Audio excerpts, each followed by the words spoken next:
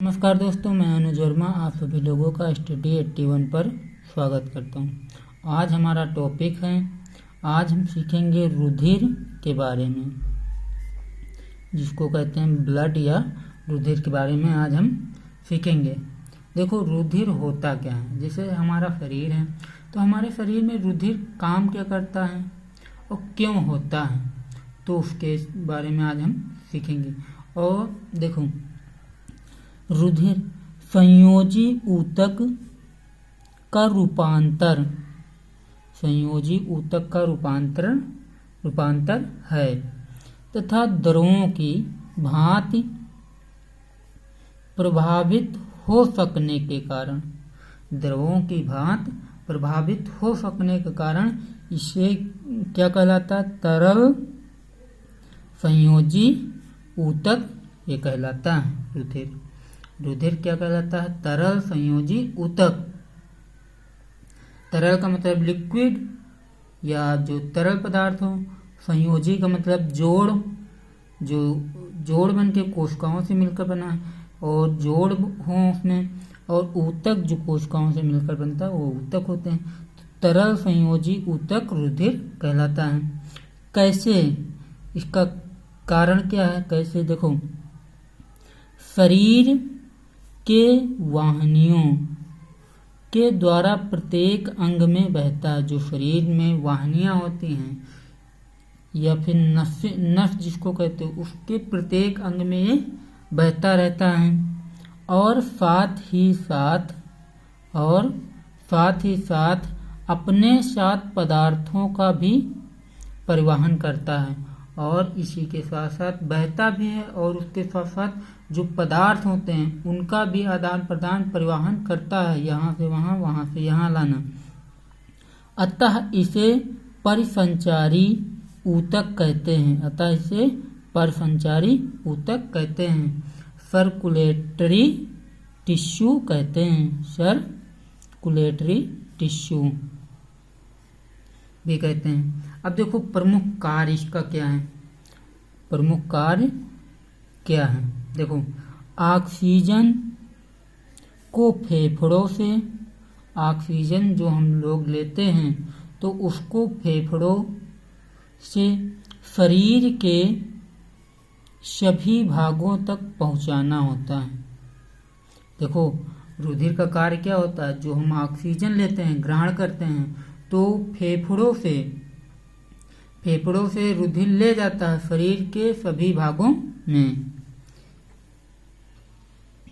फिर देखो, तथा कार्बन डाइऑक्साइड जो CO2 होती है, CO2 या कार्बन डाइऑक्साइड को शरीर के भागों से फेफड़े में लाती है। और कार्बन डाइऑक्साइड जो होती है वो शरीर के अन्य भागों में रहती है और वहां से रुधिर क्या करती है? इसको फेफड़ों में लाते हैं और फेफड़े इसको बाहर निष्कासित कर देते हैं। देखो, ब्लड, जिसे ब्लड O2 ऑक्सीजन, पोषण पदार्थ, वर्ज्य पदार्थ, हार्मोन आदि ये होते हैं। आदि में इनका ब्लड का कार्य होता है। अब देखो, संरचना देखो रुधिर की किस प्रकार की होती है। रुधिर की संरचना, स्ट्रक्चर ऑफ ब्लड। देखो, रुधिर लाल रंग को चिपचिपा सा जल से कुछ भारी अपारदर्शी हल्का सा क्षारीय पदार्थ होता है। देखो, रुधिर क्या होता है? रुधिर लाल रंग का चिपचिपा सा और जल से कुछ भारी अपारदर्शी और हल्का सा क्षारीय पदार्थ होता है। जो रुधिर होता है उसमें चिपचिपापन रहेगा और जल से कुछ भारी रहेगा, अपारदर्शी रहेगा, इधर से उधर उसको देख नहीं सकते हो। उसमें अपारदर्शी का मतलब जिसमें प्रकाश नहीं जा सकता, उसको अपारदर्शी कहते हैं।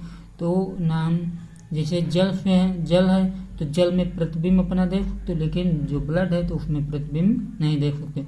और हल्का सा ये क्षारीय होता है।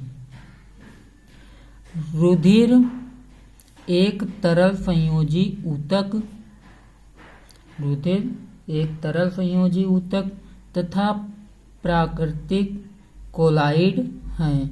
रुधिर क्या है?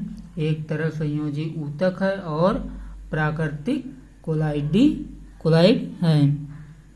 ये देखो, व्यक्ति के शरीर में कितना ब्लड होता है? अब जैसे आपके दिमाग में आता है कि जैसे मनुष्य है तो मनुष्य के शरीर में कितना ब्लड होता है? खून होता है, रुधिर होता है।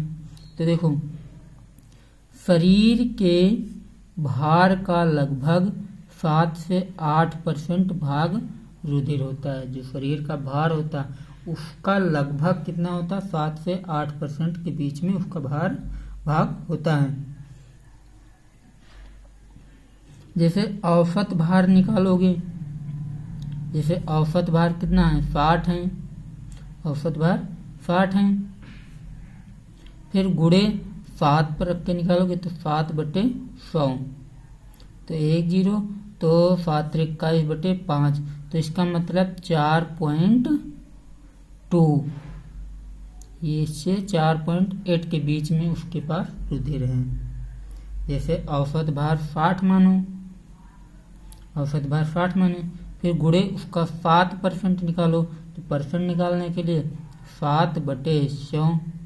अब इसको काटोगे तो 3 आएगा, इधर 5 आएगा, तो 3 को 7 से गुणा कर दो, 7 3 21, इसे 5 है तो 5, इसको भाग दोगे तो 4 5 20, दशमलव लगाए, फिर पॉइंट बढ़ेगा, फिर 0 बढ़ाओ तो 5 दूनी 10, तो 4.2 से लेकर 4.8 के बीच में उसका खून ब्लड होगा।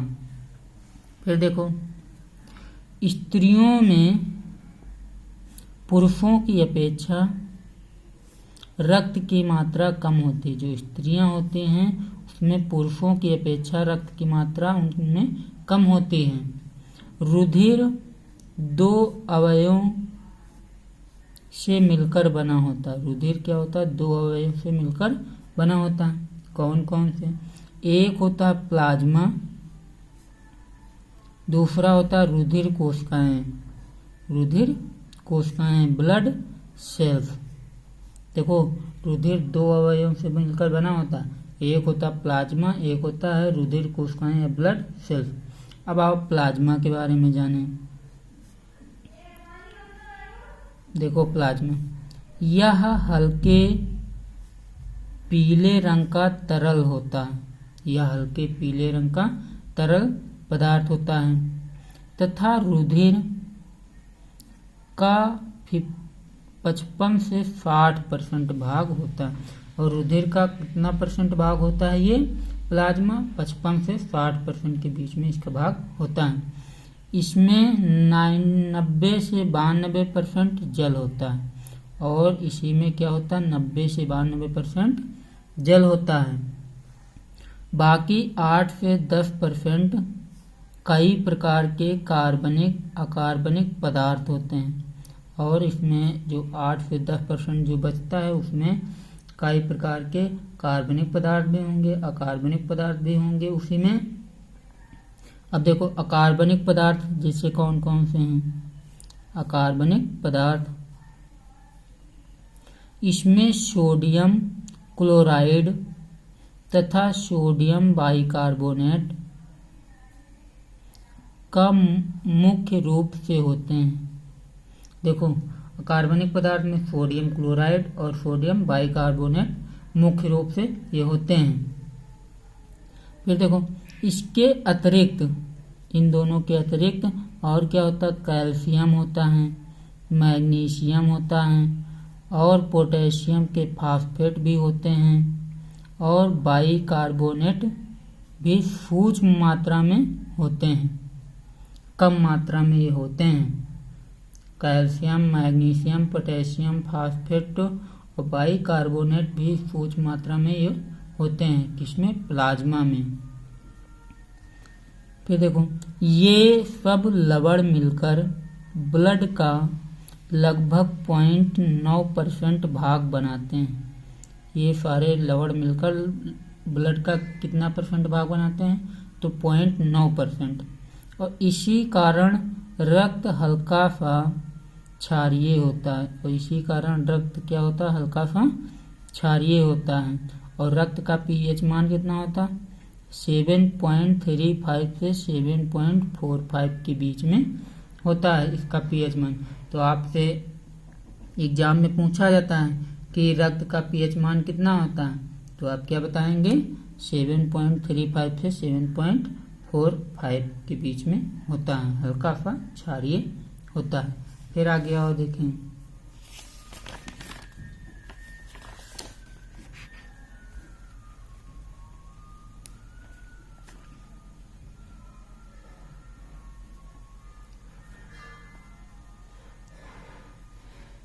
फिर आता है कार्बनिक पदार्थ।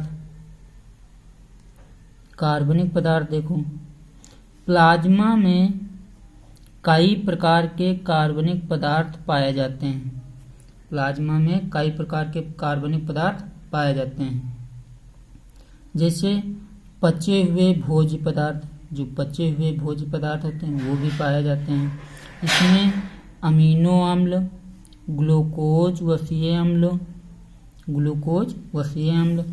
ग्लिसरॉल, फास्फोलिपिड, कोलेस्ट्रॉल तथा कुछ विटामिन प्रमुख हैं। पचे हुए भोज्य पदार्थ में अमीनो अम्ल, ग्लूकोज वसीय अम्ल, ग्लिसरॉल, फास्फोलिपिड, कोलेस्ट्रॉल और कुछ विटामिन हैं। शरीर की विभिन्न कोशिकाएं इन पदार्थों को रक्त से आवश्यकता अनुसार अवशोषित करते हैं। शरीर की जो विभिन्न कोशिकाएं हैं वो इन पदार्थों को रक्त से क्या करते हैं, जब उनका आवश्यकता पड़ती है तभी वो अवशोषित करते हैं, अन्यथा वो अवशोषित नहीं करते हैं। फिर देखो, फिर दूसरा आता प्रोटीन। दूसरा क्या था, प्रोटीन। प्रोटीन में फाइब्रोनोजन, प्रोथ्रोम्बिन, ग्लोब्यूसिन, एल्बुमिन आदि प्रमुख प्रोटीन होते हैं। क्या होते हैं, जैसे फाइब्रोनोजन, प्रोथ्रोम्बिन, ग्लोब्यूसिन, एल्बुमिन आदि प्रमुख प्रोटीन होते हैं जो प्लाज्मा में मिलते हैं। ये कहाँ पर मिलते हैं, प्लाज्मा में मिलते हैं। प्लाज्मा में इनकी मात्रा 7 से 8% के बीच में होती है। और प्लाज्मा में इनकी मात्रा कितनी होती है, 7 से 8% के बीच में होती है। फिर अगला आता उत्सर्जी अंग, उत्सर्जी पदार्थ। उत्सर्जी पदार्थ अमोनिया होता है, यूरिया होता है, यूरिक अम्ल होता है। जो उत्सर्जी पदार्थ हैं वो उसमें अमोनिया, NH3, यूरिया, यूरिक अम्ल आदि ये सारे पदार्थ होते हैं। फिर आता है हमारा हार्मोन्स और तथा एंटीबॉडीज। हार्मोन्स और एंटीबॉडीज ये भी रुधिर प्लाज्मा में घुले रहते हैं। ये क्या रहते हैं, रुधिर प्लाज्मा में घुले रहते हैं। फिर आता है घुलित गैसें। ये मुख्यतः ऑक्सीजन, कार्बन डाइऑक्साइड, नाइट्रोजन पाई जाती हैं। घुलित गैसें कौन सी होती हैं, ऑक्सीजन होती हैं, कार्बन डाइऑक्साइड होती हैं, नाइट्रोजन होती हैं। फिर देखो, फिर आता है रुधिर कणिकाएं। रुधिर कणिकाएं जिसको कहते हैं ब्लड कार्पल्स।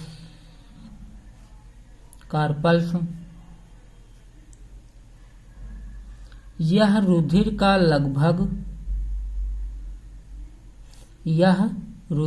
लगभग 40 से 45% भाग होता है। रुधिर का कितना भाग होता है, 40 से 45% के बीच में इसका भाग होता है। इसमें आरबीसी लाल रुधिर कणिकाएं, और WBC श्वेत रुधिर कणिकाएं और प्लेटलेट्स पाई जाती हैं। इसमें 3 प्रकार की कणिकाएं पाई जाती हैं, RBC, WBC, प्लेटलेट्स, ये कणिकाएं पाई जाती हैं। अब देखो, अब आओ इनको डिटेल्स समझते हैं। RBC का मतलब रेड ब्लड कॉर्पस्क्लेस या एंथ्रोसाइट्स इसको कहते हैं, या क्या कहते हैं, एंथ्रोसाइट्स। देखो, मनुष्य में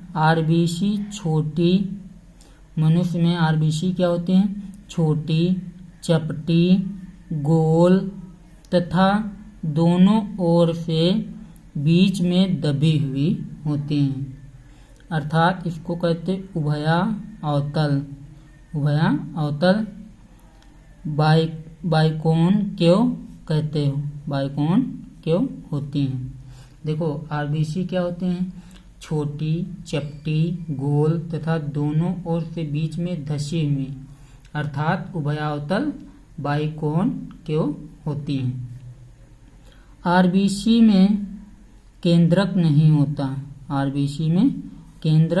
होता, लेकिन कुछ अपवाद हैं जिनके RBC में केंद्रक होता है। देखो, अपवाद कौन कौन से हैं। अपवाद जैसे ऊंट हो गया, लामा हो गया, तो इसके RBC में केंद्रक उपस्थित होते हैं, और सारे जीवों के बीच में केंद्रक नहीं होता, लेकिन अपवाद के तौर पर किसमें होता, ऊंट में, लामा में। तो आपसे एग्जाम में पूछा जाता है कि ऊंट के RBC में केंद्रक होता है कि नहीं होता, आपको ऑप्शन दे देता, या फिर इस तरह पूछा जाएगा, RBC में केंद्रक होता है कि नहीं होता है, आपको 3 ऑप्शन दे देगा, ऊंट, मनुष्य, शेर, चीता, इस तरह के ऑप्शन दे देगा।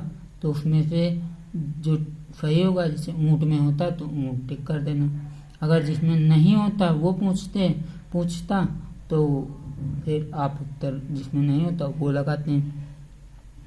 फिर देखो, एक स्वस्थ मनुष्य के शरीर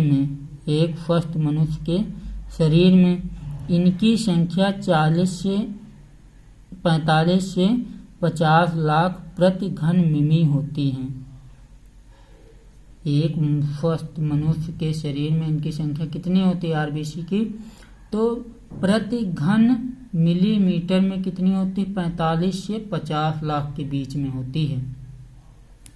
फिर RBC का निर्माण किससे होता है। देखो, RBC का निर्माण किससे होता है, तो protein, iron, vitamin, special vitamin 6, vitamin B12, folic अम्ल से इन RBC का निर्माण होता है। और इनका जीवन काल कितना होता है, तो जीवन काल होता है 120 दिन मात्र होता है। इनका जीवन काल कितना होता है, 120 दिन मात्र होता है। अब देखो, अब इनका निर्माण कहाँ पर होता है, RBC का निर्माण कहाँ पर होता है, तो वो देखो, RBC का निर्माण अस्थिमज्जा में होता है। कहाँ पर होता है, अस्थिमज्जा में, जिसको कहते हैं बोन मैरो। लेकिन देखो, किंतु जो भ्रूणीय अवस्था में रहते हैं, जो भ्रूण में रहते हैं बालक, उनका निर्माण कहाँ पर होता है RBC का, तो प्लीहा और यकृत में होता है। जो भ्रूण में रहते हैं बालक, उनमें कहाँ पर होता है, तो प्लीहा और यकृत में RBC का निर्माण होता है। ये इतना ध्यान रखना। फिर देखो, फिर RBC का कार्य देख लो। RBC का कार्य, RBC लौह युक्त प्रोटीन पाया जाता है। RBC में लौह युक्त प्रोटीन पाया जाता है, जिसे हीमोग्लोबिन कहते हैं। जिसे क्या कहते हैं, हीमोग्लोबिन कहते हैं। हीमो एक वर्णक होता है जो लाल रंग का होता है। हीमो क्या होता है, एक वर्णक होता है जो लाल रंग का होता है। और हीमोग्लोबिन में O2 और CO2 ऑक्सीजन और कार्बन डाइऑक्साइड परिवहन करते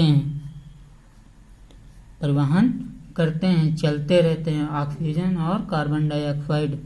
इसीलिए इन दोनों को मिलाकर ऑक्सी हीमोग्लोबिन होता है। इन दोनों को मिलाकर क्या कहते हैं, ऑक्सी हीमोग्लोबिन कहते हैं।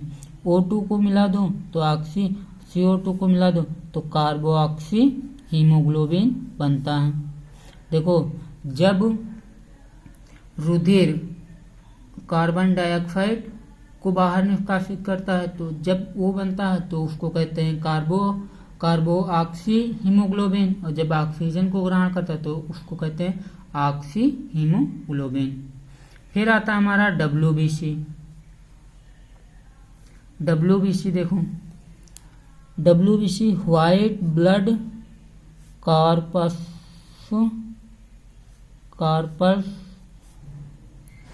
सेल्स। WBC को अवर्णीय कोशिकाएं ल्यूकोसाइट्स भी कहते हैं। WBC को क्या कहते हैं, अवर्णीय कोशिकाएं ल्यूकोसाइट्स भी कहते हैं, क्योंकि इसमें हीमोग्लोबिन अनुपस्थित होता है। क्योंकि इसमें हीमोग्लोबिन नहीं होता है, अनुपस्थित होता है, नहीं होता है। अनुपस्थित होने के कारण ये श्वेत रंग की होती हैं, और इसमें हीमोग्लोबिन नहीं होता, इसी के कारण ये किस रंग की होती हैं, श्वेत सफेद रंग की होती हैं। जिसको कहते हो, जिसे जो मवाद होता है वही होती है हमारी WBC।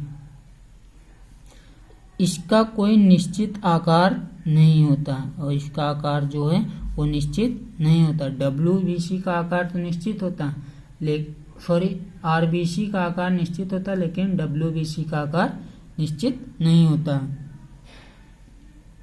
इनकी संख्या RBC से कम होती है। इनकी संख्या क्या होती है, जो RBC होती है उससे कम होती है।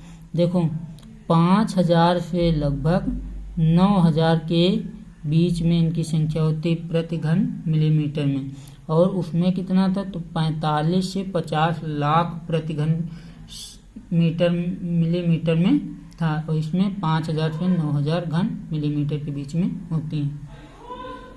इसमें केंद्रक उपस्थित होता है, और WBC में केंद्रक उपस्थित होता है, लेकिन RBC में केंद्रक नहीं होता।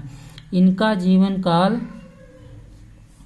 10 से 13 दिन मात्र होता है। 10 से 13 दिन के बीच में ये मर जाती हैं, और सिर्फ इनका जीवन काल कितना होता है, 10 से 13 दिन के मात्र इनका जीवन काल होता है। सबसे बड़ा RBC किसमें होता है, मोनोसाइट्स होता है। सबसे बड़ा RBC मोनोसाइट्स होता है। फिर ये मुख्यतः दो प्रकार की होती हैं। एक होता है कणिकामय RBC, एक होता है कणिका विहीन RBC।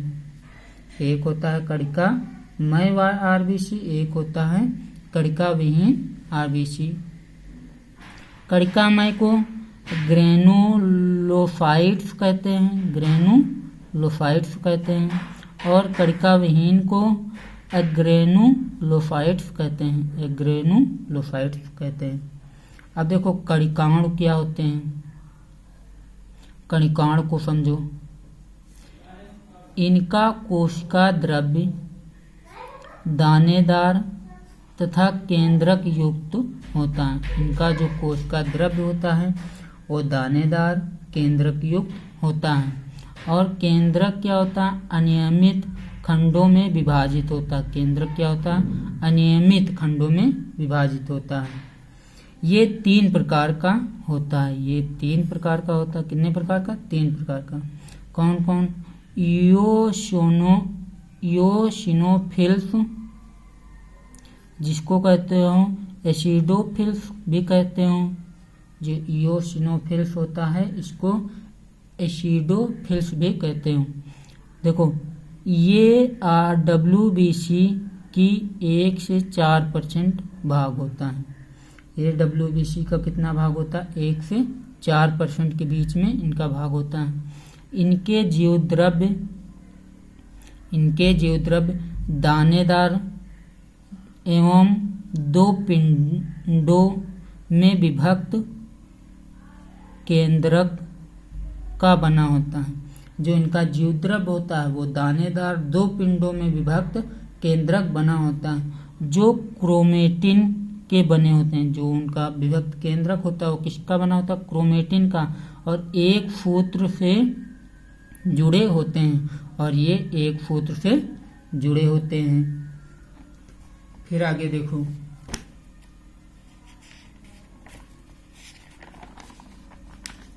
फिर थोड़ा सा और बचा है।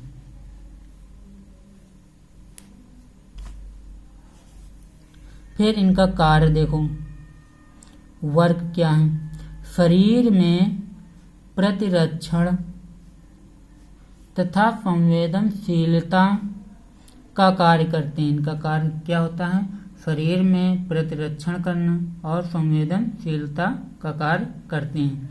और जो बेसोफिल्स होता है इसका कार्य देखो, ये WBC की 0.5% होती हैं, भाग होता है। ये WBC का कितना भाग होता है? 0.5% भाग होता है। कोशिका द्रव्य में कण बड़े बड़े संख्या में कम तथा केंद्रक 2-3 पिंडों में बना होता है। अब देखो इसको समझो, ये जो कोशिका होता है, तो कोशिका द्रव्य में जो कण पाए जाते हैं वो बड़े बड़े होते हैं। अभी मैं आपको एग्जाम्पल से बताऊंगा फिगर बना के। वो बड़े बड़े होते हैं और संख्या में कम होते हैं, और संख्या में क्या होते हैं? कम होते हैं। और केंद्रक जो होता है 2-3 पिंडों में बना होता है। एलर्जन के संपर्क में आते ही बेसोफिल्स हिस्टामिन को स्रावित करता है। जब एलर्जन के संपर्क में आते ही जो बेसोफिल्स होता है वो किसको स्रावित करता है? हिस्टामिन को स्रावित करता है, जिससे एलर्जी हो जाती है। जिससे क्या हो जाती है? एलर्जी हो जाती है। राइनिटिस एवं दमा के लक्षण भी प्रकट होने लगते हैं। किसका? राइनिटिस और दमा के लक्षण भी आपको प्रकट होने लगते हैं। फिर आता हमारा न्यूट्रोफिल्स। न्यूट्रोफिल्स को देखो, न्यूट्रोफिल्स इनकी संख्या अवर्णीय कोशिकाओं की 50 से 70% होती है। इनकी संख्या कितनी होती है? जो अवर्णीय कोशिकाएं होती हैं, अवर्णीय कोशिकाओं की लगभग में 50 से 70% के बीच में इनकी संख्या होती है। कोशिका द्रव्य में कणों की संख्या अधिक, परंतु कणों की संख्या अधिक होती है, परंतु कण के आकार छोटे होते हैं। कण के आकार क्या होते हैं? छोटे होते हैं। संख्या अधिक होगी लेकिन कण के आकार क्या होते हैं? छोटे होते हैं। केंद्रक 2 से अधिक होते हैं। केंद्रक क्या होते हैं? 2 से अधिक होते हैं। अब देखो, आओ इसको फिगर समझते हैं। जैसे जो इओसिनोफिल्स था, इओसिनोफिल्स में तो इनके कण एकदम छोटे छोटे होते हैं और केंद्रक इस तरह का होता है। केंद्रक इस तरह का होता है और कण एकदम छोटे छोटे होते हैं। अब जो बेसोफिल्स है, बेसोफिल्स में ये कण बड़े बड़े हो जाते हैं। ये जैसे कण हैं तो ये बड़े बड़े हो जाते हैं और कम रहते हैं, और केंद्रक 2 से 3 पिंडों में बना होता है। जैसे एक ये हो गया, एक ये हो गया, एक ये हो गया। तो ये इस तरह केंद्रक 2 से 3 पिंडों में बना होता है। और जो न्यूट्रोफिल्स होता है, न्यूट्रोफिल्स को समझो। न्यूट्रोफिल्स होता है, इसमें क्या होता है? इसमें इनकी संख्या छोटे छोटे बहुत आकार में हो जाती है। छोटे छोटे अवर्णी 50 से 70% तक भाग बनाते हैं ये छोटे छोटे कण, और इनकी संख्या बहुत अधिक हो जाती है। इन कणों की संख्या छोटे छोटे आकार में इन कणों की संख्या बहुत अधिक हो जाती है, और केंद्रक जो होता है वो 2 से अधिक भागों में बना होता है। जो केंद्रक होता है तो जैसे एक ये भाग, एक ये भाग, एक ये भाग, इस तरह के भाग में बना होता है केंद्रक। फिर आता है आकड़ कोशिका। आकड़ कोशिका के बारे में देखो, कोशिका द्रव्य में कण नहीं पाए जाते हैं। कोशिका द्रव्य में कण नहीं पाए जाते हैं। इनका निर्माण देखो, कोशिका द्रव्य में कण नहीं पाए जाते हैं। ये लसिका ग्रंथियों से बनते हैं। लसिका ग्रंथियों में इनका निर्माण होता है। जो आकड़ कोशिका होती है इसमें कोशिका द्रव्य में कण नहीं पाए जाते हैं, और जो लसिका ग्रंथियां होती हैं उसमें इनका निर्माण होता है। आकड़ कोशिका में केंद्रक बड़ा एक पिंड का बना होता है। इसमें क्या होता है, आकड़ कोशिका में केंद्रक बड़ा होगा और एक ही पिंड में बना होता है। यह 2 प्रकार की होती हैं। यह 2 प्रकार की होती हैं। कौन कौन सी, वो देखो। एक होता है लिम्फोसाइट। एक क्या होता है, लिम्फोसाइट।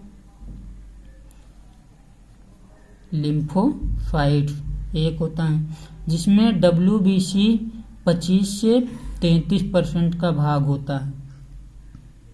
WBC का 25 से 33% का भाग होता है। ये आकार में छोटी तथा केंद्रक गोल एवं बड़ा पाया जाता है। लिम्फोसाइट में ये आकार में तो छोटी होंगी, लेकिन जो केंद्रक होता है केंद्रक गोल और बड़ा होता है।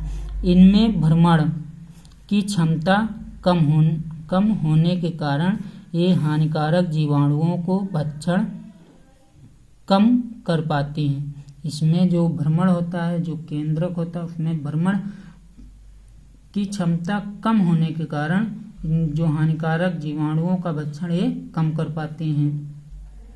ये प्रतिरक्षियों एंटीबॉडीज को बनाते हैं। ये क्या बनाते हैं, प्रतिरक्षियों या फिर एंटीबॉडीज का बनाते हैं अपने से हमारे शरीर को सुरक्षित रखने के लिए, और इनकी वृद्धि में उत्तेजित करते हैं। और इनकी वृद्धियों में क्या करते हैं, उत्तेजित करते हैं। फिर दूसरा था मोनोसाइट्स। दूसरा क्या था, मोनोसाइट्स। ये 2 से 6% का भाग होता है। केंद्रक का 2 से 6% का भाग होता है। केंद्रक छोटा तथा एक तरफ से कय हुआ होता है। जिसे केंद्रक छोटा होता है और एक तरफ से कय हुआ होता है। कय का मतलब कम विकसित हुआ होता है। ये शरीर में भ्रमण करते हुए हानिकारक जीवाणुओं तथा रोगाणुओं का भक्षण करते हैं। जो शरीर में हानिकारक जीवाणु होते हैं, रोगाणु होते हैं, उनका ये भक्षण करते हैं, उनको नष्ट करते हैं। कौन आकड़ कोशिकाएं, तो वो मोनोसाइट्स आकड़ कोशिकाएं होती हैं। अगर आप लोगों को मेरा वीडियो अच्छा लगता हो तो प्लीज़ इसको लाइक करें, शेयर करें, कमेंट करें और सब्सक्राइब कर लें, ताकि और बेल आइकन का बटन भी ज़रूर से दबा दें, ताकि जो भी मैं वीडियो छोड़ूं वो आप तक आसानी से पहुंच सके। जय Hind. Thank you so much.